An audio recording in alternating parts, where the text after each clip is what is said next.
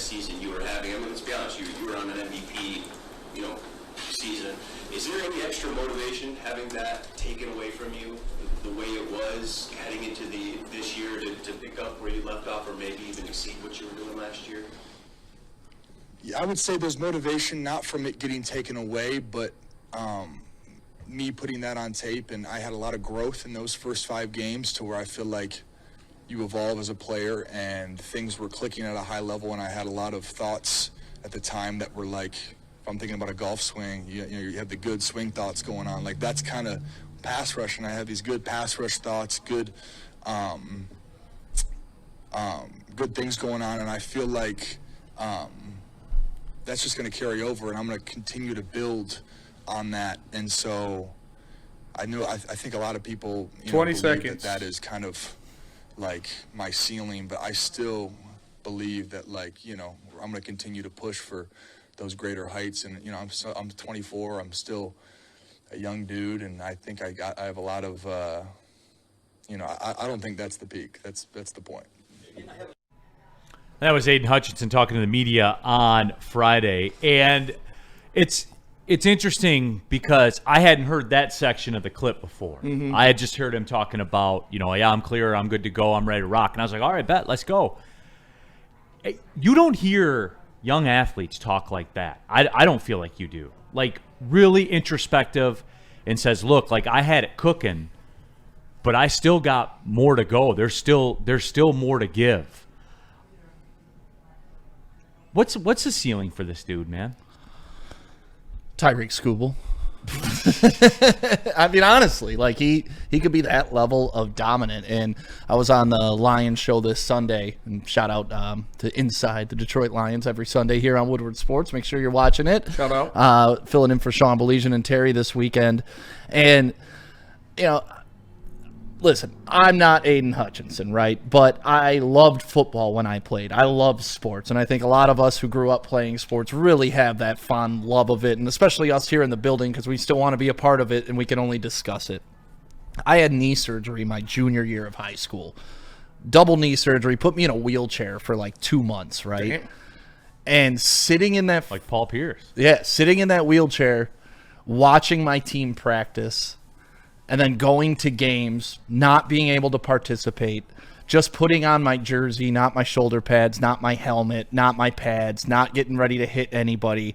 It tears at your soul. And if this did this to me in high school, imagine a professional who, like, played many years beyond me, and this is all they're going on a 15-2 run. And this is all they've dedicated their life to, and you're watching your soldiers go to war without you. He had to sit there for almost an entire season of anguish and just watch something he loved play out in front of him without him. I don't think there's anything harder for an athlete to have to go through than that, knowing you can help, but you can't help because your body won't let you. So he's going to play with a vigor and a hunger this year that I don't think he's ever had, because he's never had to take that time off football. He's never had to miss it. He missed it last year. And now this year, he's a caged animal who's about to be let out.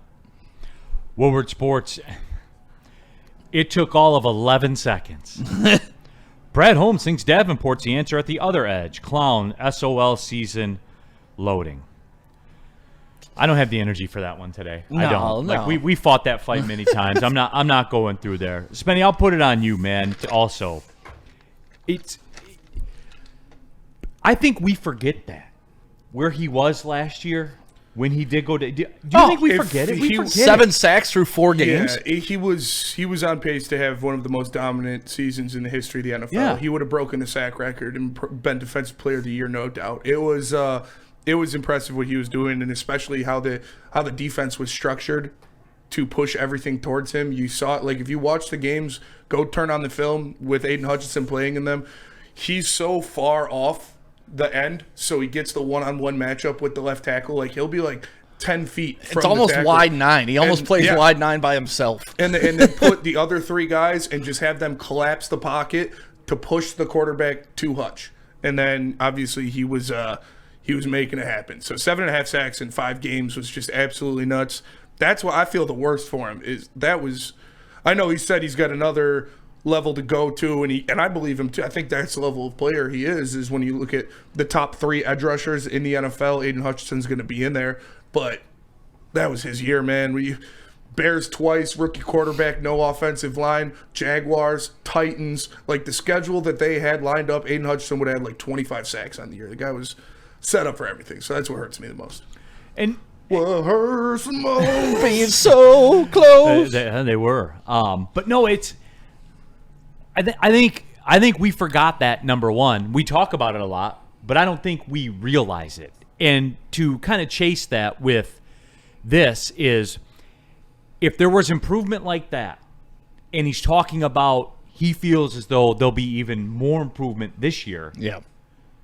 Like that is, I don't even think we're accounting for that. Honest to God, I don't. Everybody who's doubting the defensive line is not accounting for Aidan. Everyone's like, we need to go sign the best defensive end. It's like, you are. You're getting him back. You don't have to go sign one. You have one. And he's coming back. Huh? Which has been my point about it the whole time. Like, people forget that this dude was here. Yeah, I had to do a whole breakdown with Terrell from wherever the other day, and I was just pointing out that, listen, once this major piece comes back and starts occupying double teams, everybody else is man up now. So the guys that aren't the skill set of Aidan Hutchinson that can't defend against the double now will never have to deal with one again. And you're setting them up for much more success. Even if their win rate is only slightly higher, it's going to be better against single blocking versus double block. Like, I just can't wait for it to play itself out so we can be like, see? Like, just relax. It's going to be fine, especially with adding Williams to the center there. Like, that guy may occupy a double team, but you can't double team him, because if you do that, you're leaving someone unblocked. So, like, I really love how this team has become assembled. Yeah, and we got some super chats in there to clean up. From Mike Hilton, he says every poo time is pee time. Hashtag never forget. It's true. It's fair. Every poo time is pee time. It seems to work out that way, but doesn't not it? every pee time is poop time. That is true. Michael Wary says, can we RIP these tired fans that aren't true fans? And Jason Kenyon says, odds for Hutch to break the sack record and DPOY. I'll take that bet. Which, again, man, like, because there was somebody in here earlier in the chat that was like, we need to go sign Z and Jadeveon Clowney. I'm like, yep. We want to rotate 7 players through. They're only going to play once every 7 plays. This goes back into what I was talking about earlier about the person in the chat that said, Scooble's first complete game, only 24 more to go to Verlander. I feel like those are the same kind of people. Like, you do not understand nuance. Do you not understand, like, the way the real world works, especially now? Like, do you understand the impact that he'll have on a football game that was not available to the majority of the football games last year? Yeah. I know we say we do, but do we? I just think people forget that because of his output, too, that the Lions were a top 5 defense the first 4 weeks of the season. Now, like I said, it's a quarter of a season. It's a small sample size, but that's what they, like you with Scooble, were trending towards. And if you extrapolate that data over 17 games, they were going to be a very dominant defense. They were still top 10. Right, with nothing. Yeah. With absolutely nothing. Mm-hmm. With playing with, like, literally 2 complete defenses were out last year. 22 players. 22. You can only carry 50. But that's my point, though. Like, we talk about it, but we don't even realize it. For real. It's a wild dynamic that fans, you want to call them haters, whatever you want to call them, it's a wild dynamic to me that when you look at down the board right here, Davenport only played 3 games. You need to go get Jadeveon Clowney. Like, you are getting what could be the best defensive end in football. Is that a crazy statement? That's not. No. He's not there yet, but he would have been if he was healthy last year. And he'll be back healthy, right? Presumably. Healthy. Now, everybody calm down like the granular crowd. I'm assuming health. The baseline of all this is we're assuming that they play. Okay? Don't look for the exception to the rule and try to make the exception the rule. I believe he is in the highest tier of pass rusher in the NFL. What's his ceiling? Best player in the game? Best, yeah. Reggie White. Myles Garrett? Reggie White. Player in the NFL. Yes, that is his ceiling. You think he sets a single-season sack record? I think right now, even with a small sample size, I'm comfortable enough putting him with Myles Garrett, Max Crosby, T.J. Watt, that kind of conversation. And who do they have across from on the other side of their defense? We went through this before. You can't even name them. Exactly. Heisman But wait, we need a premier defensive end opposite Aidan Hutchinson. Thank you, Stick, for doing my dirty work right there. But wait, Neil. That's my point. If you don't have two Aidan Hutchinsons, you have nothing. That's my point. Have I not told you, if you don't have Aidan Hutchinson, Myles Garrett, T.J. Watt on your defensive line, Brad Holmes has failed. And it backs up to my point about the Eagles. You know who led them in sacks last year? Josh Sweat. You go. He left in free agency. Where are the questions about the Eagles? They lost their Hutch by the numbers. Their leading sack guy, they lost him. He left in free agency. Where are the questions about them? Oh, but the narrative changes. Well, look at their defensive line, Neil. That the narrative just instantly changes because we go down the checklist. Once your first item on the checklist gets crossed off, you immediately go to number 2. And when that one gets crossed off, you immediately go to number 3. We're on like 4 with Goff now. Super Bowl. Like that's all they have left now. Yeah, but I love that that's the standard now, right?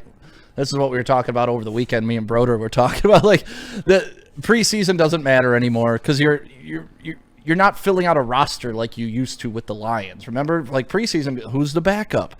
We already know who backups are. We already know third string, fourth string running back. We already the wide receiver. We may be looking for the third or fourth wide receiver, but preseason is no longer about looking for your potential starters, your backups. It's like, okay, who are going to be the 5 depth guys that we need? That's all we're looking for out of this preseason. So we're talking about Savon Vaki at running back. Okay, yeah, we want to see more Vaki. Everybody wants to see more, but where? Where's that going to come from? Gibbs? No. Montgomery? No. Craig Reynolds? No. Like, where are you going to get this guy carries? Jesse Adams. I guess Neil doesn't want to be two things can be true on this subject. LOL. He's a top 10 defensive end. Well, isn't he higher than that? Isn't he top 5? I would say he's top 5, yes. Hutch? Yeah, for sure. Yeah. Yeah. So, like, Jesse, like, no, I don't believe that both of those things are true because he's at a higher level than that. And again, my response to you would be the Eagles lost their leading sack guy. Where are their questions? Where's their fan base melting down about it? Oh, because they won the Super Bowl. That's right.